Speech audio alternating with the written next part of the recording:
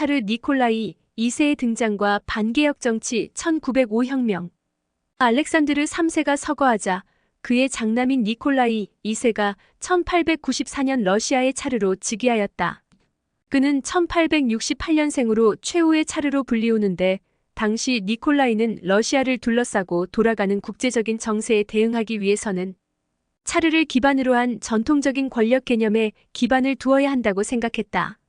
니콜라이는 자신, 즉 통치자는 신에 의해서 축복받고 있으며 자신의 국민들과 특별한 유대를 맺고 있다고 생각했다.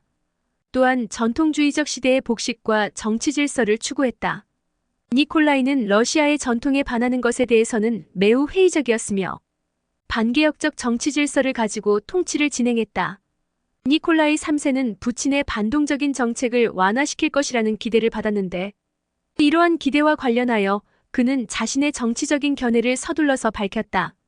1895년 1월 귀족 대표들과 젬스트보 대표들, 도시 대표들을 모은 회동에서 그는 자신의 반개혁적인 견해를 밝혔다. 전제 정치의 원칙을 유지할 것이며 반동적 정치 인물들을 유지했다. 정부는 아주 엄격하게 언론을 감시했고 젬스트보와 시위 정부의 권한은 축소되었다.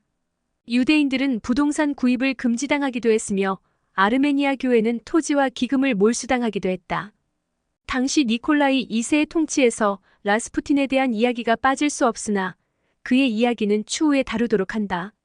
러시아 차르가 대공국의 수장을 맡고 있던 핀란드 대공국에서는 러시아의 가학적 통치가 더 잘 드러났다.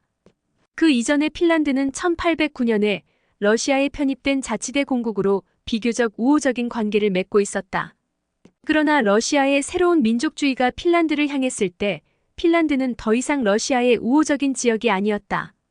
1899년 핀란드인의 병역 의무에 대한 새로운 법령이 발표되며 하루아침에 핀란드는 러시아의 매우 적대적인 지역으로 변했다. 1905년 러시아에 있었던 혁명은 어쩌면 예견되어 있었던 사건일지도 모른다. 19세기를 마치고 20세기로 넘어가는 세기의 전환기에서부터 1차 대전 직전까지 러시아는 위기이자 기회였던 시기이다. 러시아 사회는 입헌군주주의자, 공화주의자, 개혁주의자, 사회주의자들이 다양하게 혼재했고 노동자들은 삶을 지속하기 위해 시위와 파업을 진행했다. 러시아 내부는 통일되지 못했고 혼란스러웠으며 대외적으로는 일본과의 전쟁에서 패배함에 따라 시국은 어지럽게 돌아갔다. 결국 러시아 정부는 이런 내부의 갈등과 외부의 위협을 보듬지 못하고 1905년 혁명을 맞이한다. 러시아 정부는 내부의 갈등을 억압적인 폭력으로 억누르려 했고 이는 결국 혁명의 시발점이 되고 말았다. 1905년 1월 22일 경찰은 차르에게 자신들의 청원서를 가지고 겨울궁전을 향해 행진하던 노동자들에게 발포했다. 공식적 추산으로는 130명이 사망하고 수백 명이 부상당한 사건이다. 러시아 역사에서는 이를 피해 일요일이라 칭한다. 경찰이 시위대를 향하여 발포하자 러시아 국내에서는 커다란 분노가 표출되었고 차르에게 충성심을 갖고 있던 대다수의 노동자들까지 적대적으로 돌아섰다. 이는 차르 니콜라이 2세에게 더할 수 없는 부담이 되었다. 니콜라이 2세는 정치적 압박을 느껴 의회 개설을 공표하고 나아가서 화해를 위한 노력으로 종교적 관용과 소수민족 탄압 법률 폐지 등을 시행했다. 그러나 혁명의 물결은 그러한 것에 멈추지 않았다.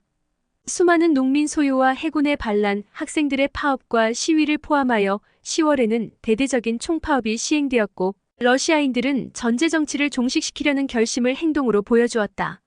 이때 사회주의자들은 소비에트를 조직하여 활동하였다. 니콜라이 2세와 러시아 제정정부는 국가 전체가 멈춘 것을 깨닫고 결국 항복한다. 황제는 10월 30일에 10월 선언을 발표하여 시민의 자유와 두마 의회가 선포되었다. 이 선언을 기점으로 로마노프 가문의 러시아 제국은 전제국가에서 입헌군주국이 되었다. 니콜라이 2세의 10월 선언을 두고 반정부 세력의 두 주축이던 자유주의자들과 사회주의자가 분열했다. 자유주의자들은 충분한 것을 얻었다고 생각하며 사회질서 회복을 주장했고 사회주의자들은 계속해서 대중운동을 계속하여 진정한 민주주의적 변화를 이끌어내려 하였다. 그러나 혁명은 지속되지 못했고 급진적 사회주의자들은 러시아 근위대와 경찰에 대항해 싸워야만 했다. 1905년 12월 22일부터 이듬해 1월 1일까지 이들은 유혈투쟁을 계속했고 결국 진압되었다. 러시아는 커다란 진통 속에서 1905년의 혁명을 마무리 지으며 개혁을 시작했다.